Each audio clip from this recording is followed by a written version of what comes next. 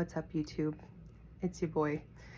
The last time a lot of you saw me, I had announced my pregnancy and I had told everybody that I was closing my Instagram account, Kimberfitgirl, to ride off into the sunset. And I kind of did. After my first son was born, 3 months later, I got pregnant again. 4 months after my second was born, I was diagnosed with astrocytoma grade 4 brain cancer. I had been having seizures in my sleep that I thought were nightmares. All I knew is that I was thrashing and hitting my husband. I didn't remember any nightmares, but when I talked to people about it, they were like, yeah, that sounds like night terrors. I've never had that before, so I just assumed that's what it was until one night I actually bit through my tongue and I woke up in pain, soaking wet, TMI, and my husband was shaking me and yelling to get me to wake up. And all I remember was there was blackness and then it just like dissipated and it was my husband's face and he looked terrified. So I actually mentioned it that day then to my therapist and she said, yeah, that sounds like a seizure. And I had never had a seizure, so I had no idea. So I went to my family doctor that same week and mentioned it, and he said, you need to go to the emergency room right now. That sounds like a seizure. So I went to the emergency room. They did a scan on me, and they came in and told me, we have to do brain surgery on you as soon as possible. There's a large mass right here in your frontal lobe, so you have to be hospitalized, and we haven't been able to do a biopsy yet, but we are positive that it's cancer. And when he said that, you think you hear that word and like everything, but I just felt peace because I felt God tell me, it's going to be okay. You're going to be healed. It's going to be fine. So I said, okay. And my hair was like down to here, very long. I still had my pregnancy hair. The surgeon told me I had to shave it all off for the surgery. And I think maybe I was in shock because I had a little party for it. I had people come to the hospital room and like watch me cut it off and say goodbye to it. And my husband even helped me shave the rest of it. So I went in like totally bald and I had an amazing surgeon. He was able to get the full tumor out. And he actually told me, he said, hold off on the chemo and radiation, keep it in your tool belt until you need it. I was like, cool. But I also had a team of oncologists who disagreed with that. And they told me that astrocytoma, it almost always comes back and that I need to be aggressive. So I went through radiation, which is why I permanently have no more hair up there. And then I went through what was supposed to be a year of chemo. But at the 8th month, they were doing scans every month. And at the 8th month, they found a new inoperable tumor and they gave me a year to live. And I did not feel as much peace then. I let those words sink in and definitely had a few days of severe panic. I was saying goodbyes to people. I was writing emails to people I hadn't talked to in years, just letting them know that I loved them. And I was setting up emails for my sons so that I could send as many emails to them as I could so that they could read them when they get older. I was doing all the things. When I told my parents about it, my mom, she was devastated and she insisted that we move down and stay with her for a little while. She was like, there's a cancer center here that you can go to. And if it's right, if you are gonna die, I want you here to be with me so that I can, be with you during this time. So we sold our house and me and my husband and our 2 little babies, I had a 1-year-old and a 4-month-old. We moved down to Florida and stayed near my mom. We met an amazing doctor there and he told me that, he said, nobody has a crystal ball and can tell you if you have a year to live. I've seen people do well with this. I've seen people not do well with this. It's, we'll find out as we go, but let's figure out what we're dealing with. After a few scans, it turned out to definitely be tumor. It was four tumors and the biggest one was in the middle, the inoperable one, and it was doubling fast. So we were in a place of decision because he said there is another radiation treatment that I can do, a targeted one. And I really pondered it, but I'd gone through so much and I had been so sick during chemo and I had been so sick during radiation too. And I was already having issues because of the radiation, not just with my hair, but also with my speech. I just wasn't who I was before. I was struggling to find words. I didn't want to do it again, especially if the odds were so low. Astrocytoma has a 5 to 7% survival rate. I didn't want to torture my body more if it wasn't going to work. And God told me I was going to be okay. So I decided that I would decline any more standard of care and I would trust the Lord. I had been researching during chemo. I was kind of stuck on the couch because I was very sick. And I was just researching. I was reading testimonials of people who had brain cancer and survived. I was reading what they did. I was also reading testimonials of all cancer survivors and just things that they did outside of standard of care. And I found some things that they had in common. And I found other things that just kind of came across my desk. Like I would see them and I would think, I don't know about that. It would come again. And I'd be like, I don't know. It'd come again. And I'd be like, okay. I would do some research and realize it was something that I should definitely subscribe to. God really moved during that research. But unfortunately, I didn't put it into play because I was relying on the chemo and the radiation at the time. So in Florida, when he gave me the option to go back to standard of care, I realized if I really do have a year to live, what do I got to lose by just trusting that what the Lord said to me, that I would be healed, was accurate, and trusting that the research I'd compiled was trustworthy. So I started naturally trying to heal the cancer.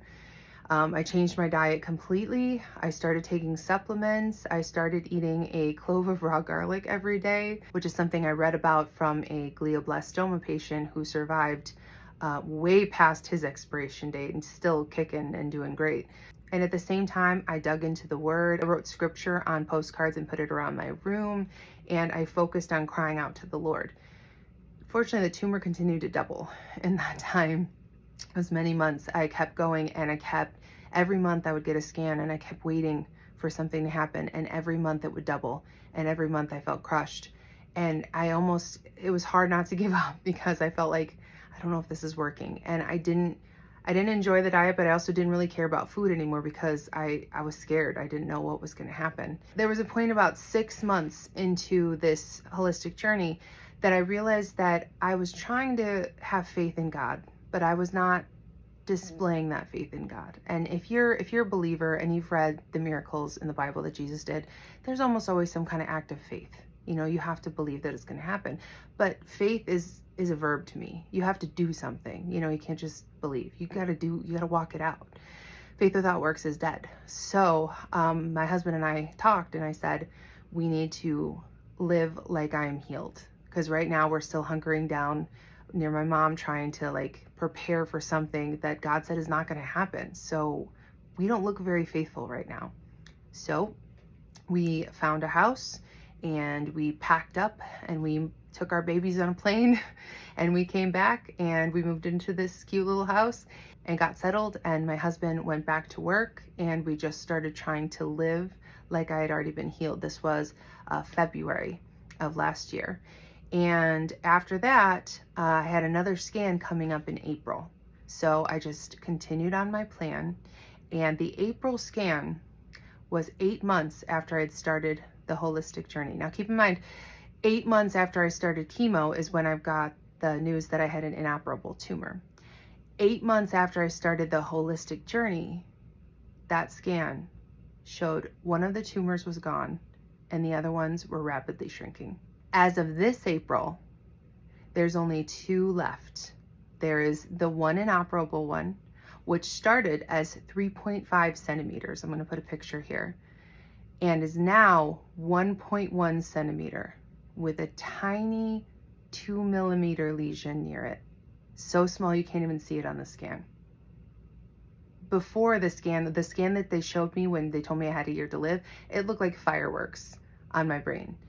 This one, you can barely see it anymore. Cut to now, I am a full-time mom, which I never thought I would be. I used to be a full-time business owner, so I definitely get itches sometimes. I love taking care of my babies. I love singing to them. I love teaching them. I love feeding them nutritious foods and getting them exercise and playing games with them. But I do get the itch sometimes, what if I started a business? What if I turn this into a business? It happens all the time. I also have ADHD though, so that's kind of par for the course. So now we are waiting for the next scan, which is going to be in about 4.5 months. I'm down to every 6 months scans because the last time I had a scan, my doctor told me, she said, I can't explain it. Usually people with astrocytoma don't make it this long. She said that I'm technically stable, like it's technically considered stable. I'm going though for an NED. So brain cancer does not go into remission, but you can have a no evidence of disease scan. And that's the goal. That's what I'm going for. All in God's timing though. Like, I'm not going to rush God. God might have me fight this for the rest of my life. I might be 99 with like a tiny tumor. It's all a faith march at this point, and I am a different person than I was before I got cancer. It's weird to say, but I'm grateful for terminal cancer. It's refined me. Like, I can't describe it. I'm just different. I love Jesus so much more. I love people so much more. I have so much more patience. Um, I'm just not the same person that I was before I got diagnosed with this. And now my goal is to tell everybody I had a miraculous healing. I feel like the woman in the crowd who grabbed his cloak. I'm just clinging to his cloak, white knuckling it, getting through a disease that is 5 to 7% that people survive this. 5 to 7. That's such a tiny percentage. But God told me I was going to make it, and then he physically showed me with a shrinking scan, with no chemo or radiation, that scan was shrinking.